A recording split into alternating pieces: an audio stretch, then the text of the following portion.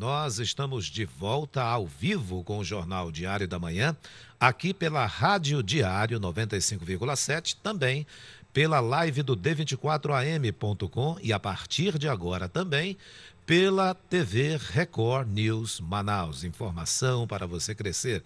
Muito obrigado aos nossos telespectadores da Record News Manaus que estão com a gente. A partir de agora, a gente espera que o teu período de carnaval tenha sido bom, em família ou curtindo por aí, que você tenha dado uma relaxada, né? O Brasil dizem que começa depois do carnaval, então vamos começar também. 7h04 e um decreto assinado pelo presidente Jair Bolsonaro estabeleceu para 8% a alíquota do IPI, que é o Imposto sobre Produtos Industrializados para o setor de concentrados de refrigerantes no Polo Industrial de Manaus. O valor passa a valer a partir do dia 1º de junho, e vai até 30 de novembro agora de 2020. A decisão causou reação da bancada de parlamentares do Amazonas. O incentivo, que chegou a 40% no início, atraindo multinacionais, foi descendo, passou para 10%, caiu para 4% no governo Temer, subiu agora um pouco para 8%, e o fato é que essa situação gera uma instabilidade.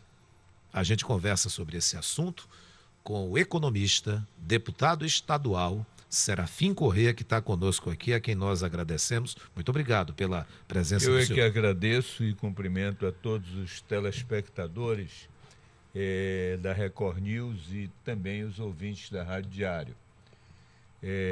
Até para quebrar um pouco o clima, porque esse assunto é muito árido, no Brasil, até o coronavírus só chegou após o carnaval. Então, o ano começa agora mesmo e nós temos que enfrentar os problemas. Pois é. Mas a gente não pode abordar esse assunto sem fazer uma retrospectiva histórica. Quando essas empresas vieram para a Zona Franca de Manaus, o IPI era 40%. E foi dito a elas que ela vendendo daqui para fora, para o Brasil, mas fora da Zona Franca, ela gerava crédito de IPI. Muito bem, isso valeu durante muito tempo. Aí, num determinado momento, baixaram essa alíquota. Ela foi baixando e veio para 20%. Mas aí depois a Fazenda Nacional foi além. Ela disse, olha, não gera crédito. E aí começou a autuar todas as empresas compradoras. Isso é algo assim que gera pânico. Essas empresas brigaram, foram até o Supremo levou 12 anos para julgar o processo e finalmente julgou em abril do ano passado.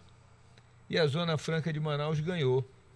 Apesar das mentiras da Procuradoria da Fazenda Nacional, através da procuradora Luciana Moreira e da cara de pau do ministro Paulo Guedes, que na mesma hora em que estava ocorrendo o julgamento e a procuradora atacava a Zona Franca, ele fazia juras de amor para a bancada. E um parlamentar amigo meu passava mensagem dizendo, olha, ele está dizendo aqui que está tudo bem. Eu digo, não, mas aqui no Supremo está tudo ao contrário. Mas ao final nós ganhamos. Aí o que o governo Temer já tinha feito? Tinha diminuído de 20 para 8 e para 4. E depois, ao final, levou para 10. Muito bem. Só que isso valia até 31 de dezembro de 2019. Quando foi em janeiro, aí baixou para 4. E aí agora voltou para 8 por 6 meses e depois vai voltar para 4. Então vejam, essas empresas elas não suportam, o capital não suporta a insegurança jurídica. E nós não estamos oferecendo segurança jurídica. Uma delas já saiu, isso me dizia aqui nos bastidores, que uma outra também deixou. Os empregados foram comunicados antes do carnaval que a empresa... Qual é o nome da empresa? Naturex tinha tomado a decisão de ir embora. São 104 empregados que vão perder seus empregos. E agora, interessante, eles estão pensando que essas empresas vão para São Paulo. Não, não vão. A Pepsi Cola foi para o Texas.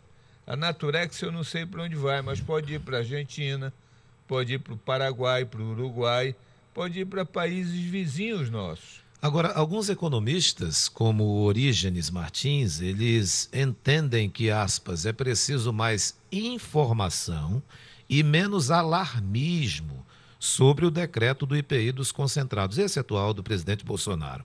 O que o senhor diz sobre isso? Eu concordo com ele, a começar por todo o histórico da batalha no judiciário que vem desde o século passado.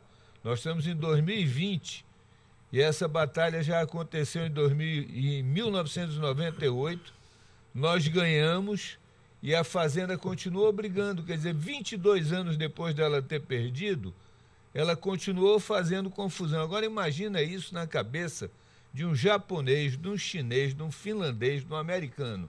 Ele não consegue compreender um país como esse. Foi aquela decisão do Supremo Tribunal Federal. Sim, exatamente. Então a Receita está desobedecendo uma decisão do Supremo. Ela desobedeceu dizendo o seguinte, ainda não transitou em julgado. O gozado é que o governo quer que cumpra após a decisão de segunda instância.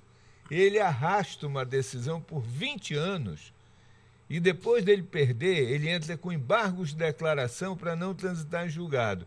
E aí sabe qual foi o resultado do embargo de declaração? Por unanimidade, eles foram rejeitados. Até os que haviam votado contra a Zona Franca votaram a favor. Quer dizer, isso é chicana. Isso é chicana do Paulo Guedes, que não gosta da Zona Franca, porque ele gosta mesmo de banqueiro. Agora, Serafim Corrêa, o decreto do Bolsonaro manteve 8%, né? A gente já conversou sobre isso, o senhor falou. O presidente Temer tinha previsto 4%. E esse temor que o senhor já explicou, principalmente da multinacional, que vem para cá e vê essa situação de encolha, puxa, tira uma hora para outra, como é que fica tudo isso? Agora, já se sabe o que vai acontecer depois dessa vigência, que vai até 30 de novembro, com esse percentual de 8%, ou toma incógnita? Vai voltar a ser 4%. Vai voltar a ser 4%. Vai voltar então a não ser fica 4%. Atrativo para quem está aqui? Não, o que eu entendo é assim, o que o governo Bolsonaro fez foi: eu vou dar 6 meses de aviso prévio para as empresas. Porque com 4%, ela não tem vantagens comparativas para ficar aqui. Ela vai embora. E isso daí nós vamos... Eu espero em Deus que isso não aconteça. Porque se isso acontecer, vai ser o efeito dominó. Porque sai a primeira, a segunda, a terceira, e aí os outros polos? A motocicleta tem um IPI de 35%. Daqui a pouco vão começar a baixar o IPI de motocicleta.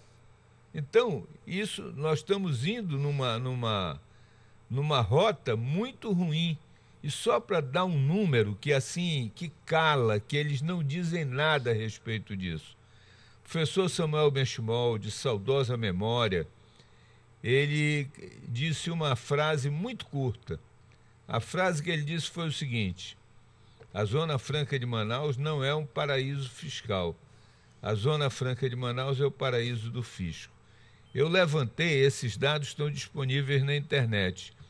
O ano passado, a Receita Federal arrecadou na Zona Franca de Manaus 17 bilhões de reais.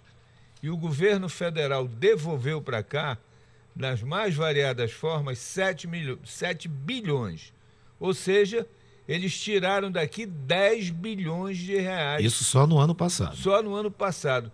Coloque isso em 50 anos, veja quanto eles já tiraram daqui. Agora, Serafim Corrêa, a gente levantou um dado junto à ABIR, que é a Associação Brasileira das Indústrias de Refrigerantes e Bebidas Não Alcoólicas, que inclusive essa ABIR, essa entidade, ela divulgou uma nota que, em resumo, ela diz, aspas, a medida é importante para tentar amenizar parcialmente o impacto suportado pelo setor nos últimos 2 anos. Essa agora do presidente Bolsonaro. Ela volta a dizer, a medida é importante para amenizar ou tentar amenizar parcialmente esse impacto. O que seria o ideal para essas indústrias que estão aqui de concentrados? Veja, já que tivemos 40% no passado. Sim. O que a ABIR prega, e eu entendo que da ótica, porque a ótica depende do lugar que você está sentado na cadeira. A ABIR representa essas empresas que têm altos investimentos aqui. O que que ela quer? Ela quer, nesses 6 meses, negociar com o governo uma situação de estabilidade. É isso que ela tenta fazer. Já a AFEBRAS... Também temos uma informação da AFEBRAS, já que o senhor tocou nesse assunto. Mas aí o que que ocorre? A outra é contra, né? A AFEBRAS. A AFEBRAS é contra. Por que que é contra? Você lembra que quando, 20 anos atrás, o X da questão do refrigerante era ter vasilhame. Então eram poucas as empresas, por quê? Porque era um capital muito grande que tinha que investir em vasilhame. Aí inventaram a PET. Na hora que inventaram a PET, surgiram os chamados tubaineiros, que são aquelas indústrias que se espalharam, que se reúnem em torno da AFEBRAS. E eles produzem o seu próprio xarope. Eles não compram da Zona Franca de Manaus. Como eles não compram, eles não têm esse incentivo. E aí eles bombardeiam de lá. E aí tem toda uma briga entre as duas entidades. E que tem o apoio de políticos de lá também. Sim, sim. É a FREBRAS. A FREBRAS, que diz Associação dos Fabricantes de Refrigerantes do Brasil. Ela repudiou o crédito de 8%. Sim. Alegou que, aspas, a medida favorece as multinacionais da Zona Franca de Manaus, como Coca-Cola, Ambev e a Heineken. Essa insatisfação, Serafim Corrêa, contra o polo industrial de Manaus nunca vai acabar, hein? Olha só, há quem diga que isso daí é a maldição de Tordesilhas. E há quem diga também que isso é a maldição da mãe de Ajuricaba. Isso daí é a seguinte história. A Amazônia não era portuguesa, ela era espanhola. Aí os portugueses se alojaram em Belém. Lá de Belém, eles fizeram 3 fortes, Belém, Macapá e Gurupá. E ali eles fecharam a entrada dos espanhóis ou de qualquer outro, porque quando chegava lá tinha um forte. E do forte eles bombardeavam quem quisesse entrar. Tanto que os holandeses, os franceses e os ingleses passaram por Belém e foram fundar a Guiana Inglesa, Guiana Francesa, Guiana Holandesa e Guiana Inglesa. Muito bem. E aí, esses portugueses, a coroa portuguesa passou a mandar os degredados para cá. O prisioneiro vinha cumprir pena aqui. Aí aqui misturou o pessoal das Forças Armadas, os presos que vinham para cá cumprir pena e os índios. No início, eles começaram a prender índio para tornar o índio escravo. E aí vem a resistência de Ajuricaba. E veja que eles saíram de Belém e já estavam em Manaus, nos arredores de Manaus. Muito bem. O Ajuricaba, um belo dia, os portugueses prenderam o Ajuricaba e acorrentaram. E reza a lenda que no encontro das águas, ele conseguiu se jogar acorrentado na água do rio. E morreu afogado, obviamente. Mas aquilo foi o símbolo da resistência. Ele preferiu morrer do que se tornar escravo. Agora, se você pegar a bandeira de Manaus, você vai ver que lá tem um capitão português, tem uma índia. E reza a lenda também que aquilo simboliza o seguinte, a paz. Em 1669, que ocorreu pelo casamento do capitão português com a filha do Tuxaua.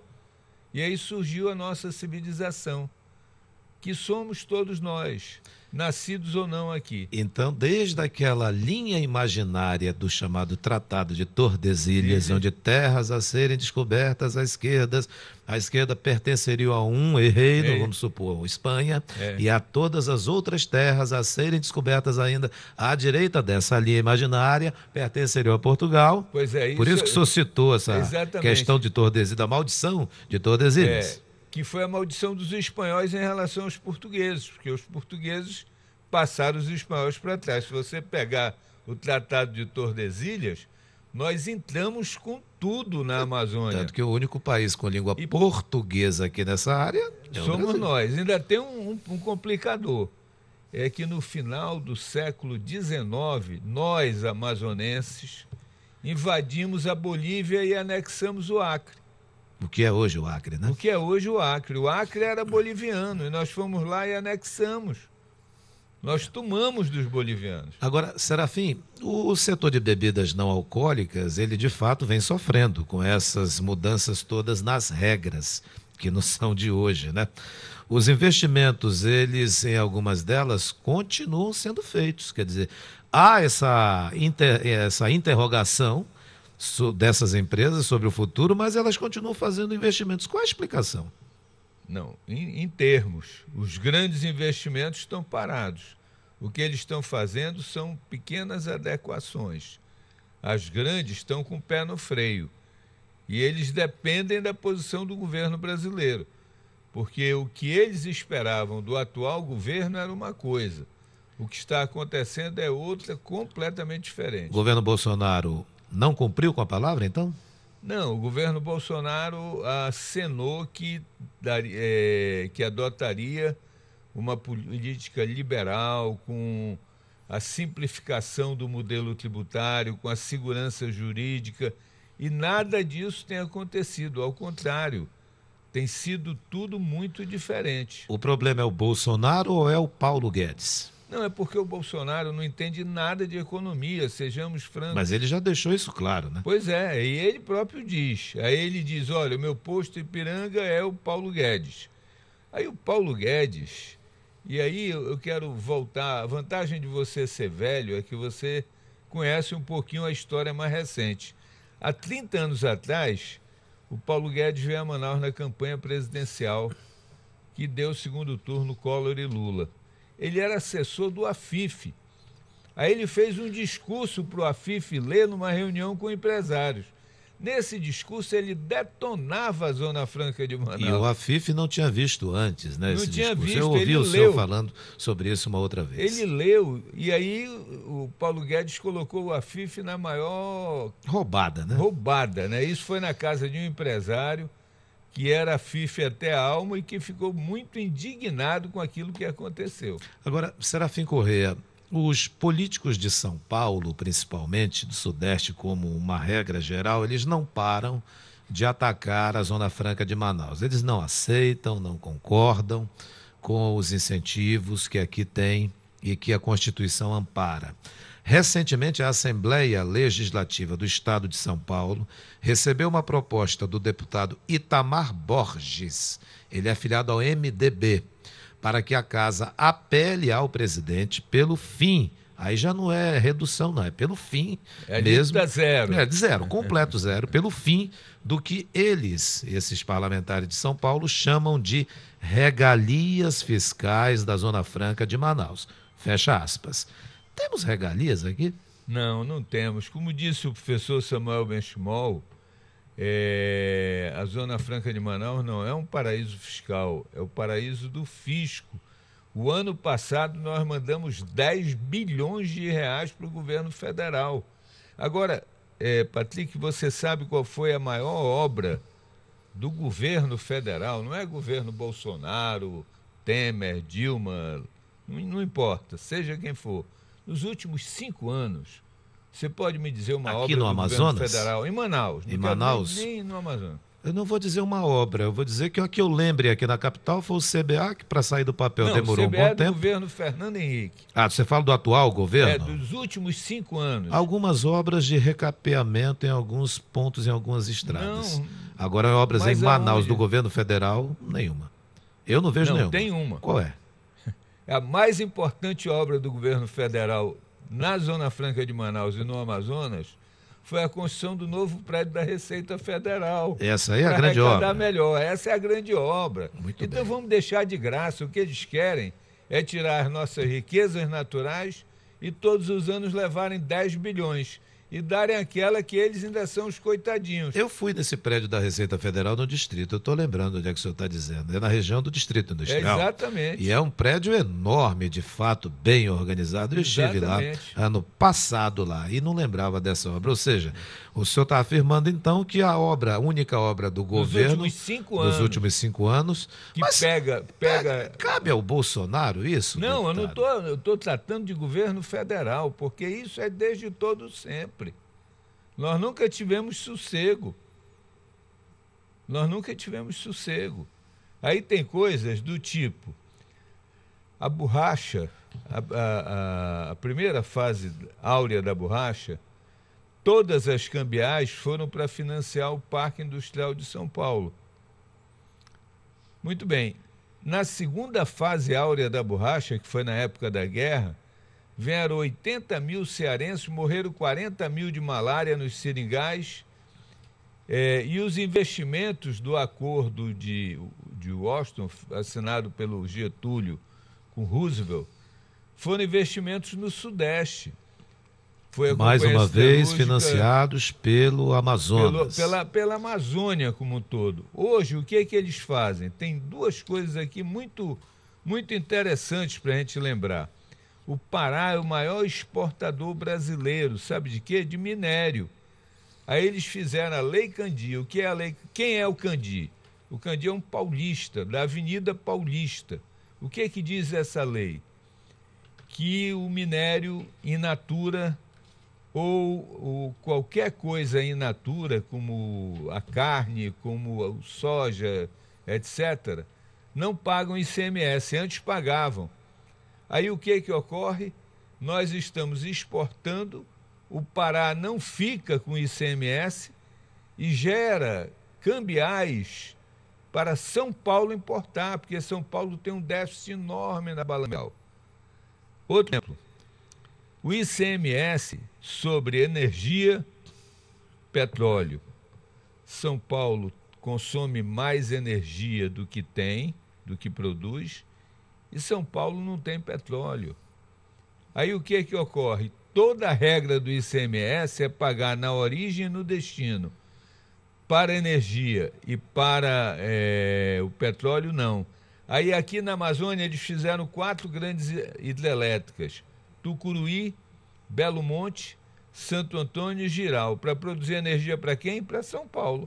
Interessante essa conta. O senhor acha que, ainda há pouco eu citei a questão da Assembleia Paulista, que não sossega, não é só de São Paulo, aos ataques, às tentativas de acabar com o modelo Zona Franca. Se eu estiver sendo muito radical, o senhor me diga que eu estou usando essa palavra. É isso mesmo. E a bancada nossa, ela é na Câmara Federal muito pequena, comparada com de outros estados, São Paulo, por exemplo. Mas muito aguerrida. Mas Mas no Senado é tudo igual, né? São 3 senadores em qualquer um dos 27 estados, incluindo lá, tudo Brasília. Distrito Federal, Brasília. A gente não tem força para barrar isso? Supremo pode de novo ser... Eu ouvia no passado governadores anteriores aqui do Amazonas, qualquer coisa, recorrer à ADIM, ação direta de inconstitucionalidade. Aí voltavam como se fossem salvadores também de uma pátria. Queria que o senhor explicasse sobre o papel da bancada do Amazonas. Olha só, eu entendo que a bancada... E até da Assembleia Legislativa também. Certo, olha, eu entendo que a nossa bancada é pequena, mas ela é aguerrida e ocupa postos relevantes. O senador Omar Aziz é presidente da CAI. Isso é a segunda comissão mais importante do Senado. O senador Eduardo Braga é líder da maior bancada, que é a bancada do MDB. O senador Plínio Valério, embora seja um senador novo, ele já é vice-presidente da CAI e tem relatado matérias importantes. O deputado Marcelo Ramos foi presidente da comissão que tratou da Previdência e que agora cuida da PEC em segunda instância. Bosco Saraiva, Sidney Leite, enfim, Átila Lins, que é um ultra-articulador. É pequena, mas então é aguerrida. Mas é aguerrida. E atenta. É aguerrida e atenta.